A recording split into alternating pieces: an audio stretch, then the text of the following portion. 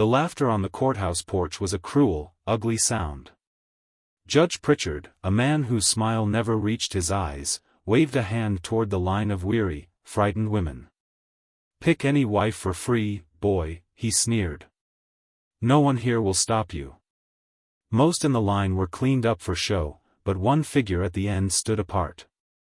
She was bound at the ankles with rusted iron, clothed in a torn gray dress, her face hidden by a curtain of matted hair. She pressed against a post as if trying to vanish into the wood, ignored by everyone.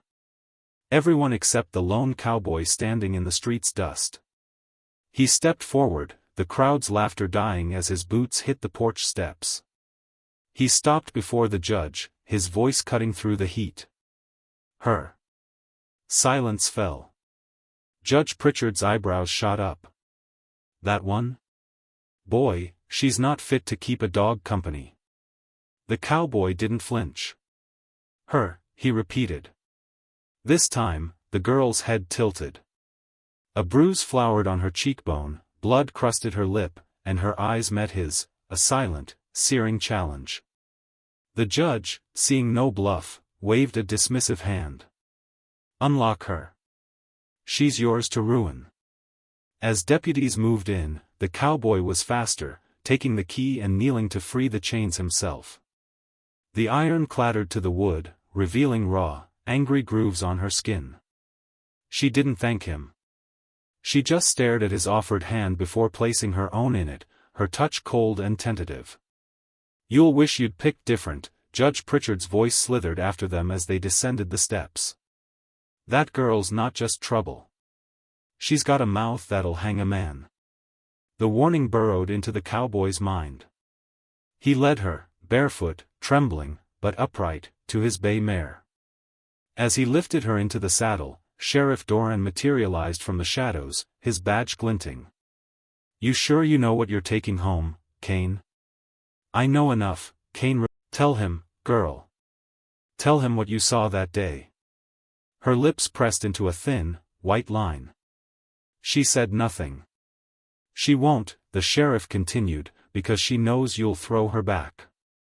The judge gave her a choice, chains or a grave. He was being generous. Cain swung up behind her, his arm a brace around her waist. As they rode out of town, her first words were a whisper carried away by the hoofbeats. "You shouldn't have chosen me." "Too late for that," he said. "Not too late for them to come after you." He didn't ask who. The certainty in her voice was answer enough. What she'd seen wasn't just dangerous, it was alive, and it was hunting. They hadn't gone a mile when Cain saw the flicker in the tree-line, a shadow out of place. The road ahead narrowed into a perfect trap. A man in a duster stepped out, rifle loose in his hands. "You're a hard one to catch, Cain. Judge sends his regards. Says the lady belongs back where you found her." A second rider closed in from behind. Cain's hand drifted toward his revolver. The girl, Mara, he would learn, spoke suddenly, her voice sharp. "If you kill him here, everyone will know why." The man's smile faltered. "Then we'll make it look like an accident." Cain didn't wait for the rifle to aim true. He kicked the mare hard left, off the road and into the scrub. A bullet whined past his ear as they crashed through the brush, shouts of pursuit erupting behind them. They didn't stop until they found a hidden gully. As he helped her down, she finally spoke her name. "Mara." No surname. Just a truth offered. He asked for hers. "What did you see?" She bent to the stream, washing blood from her wrists. "You think picking me was charity?" "It wasn't. You're in his sights now."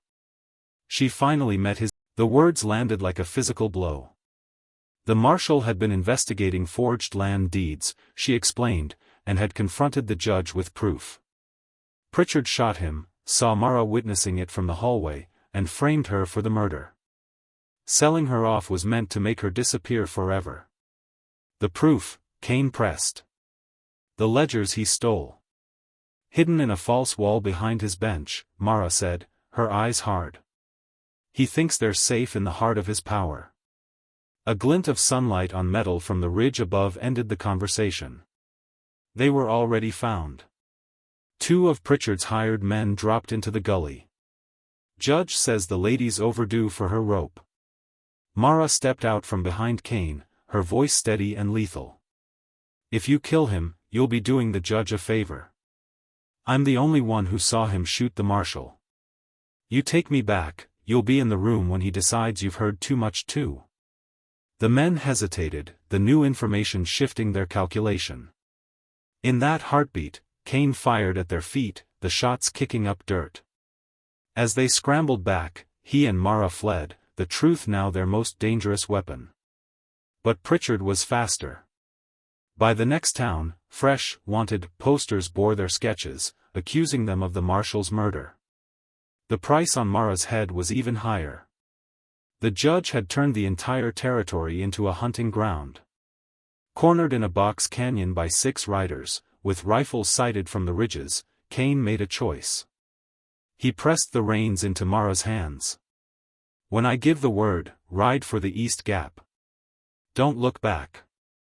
You'll be right behind you, he lied. He stepped out, drawing fire with taunts, creating a distraction. Now, he shouted. Mara and the mare became a blur of speed, bullets sparking off rock around them. Cain sprinted after, diving into the saddle as a shot tore his hat from his head. They vanished into a riverbed, the sound of pursuit fading.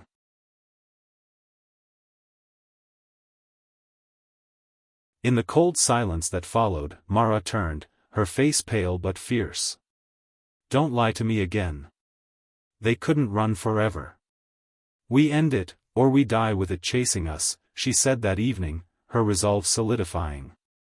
The ledgers are in the courthouse. We walk in and show the town what he really is. The plan was insane. A direct assault on the lion's den. But the alternative was a lifetime of looking over their shoulders.